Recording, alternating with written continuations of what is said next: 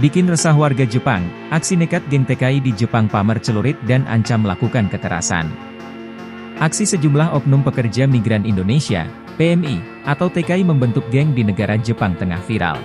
Dalam sejumlah video yang tersebar di media sosial, geng itu tampak kerap nongkrong hingga menutupi jalur pejalan kaki di Jepang. Di video yang lain, mereka tampak berkeliling kota di Jepang menggunakan sepeda sembari membentangkan bendera geng mereka.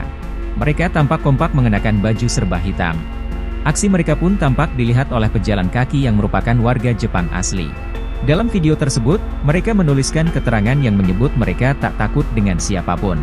Mirisnya, dalam unggahan lain, tampak salah satu oknum dari geng itu membawa celurit.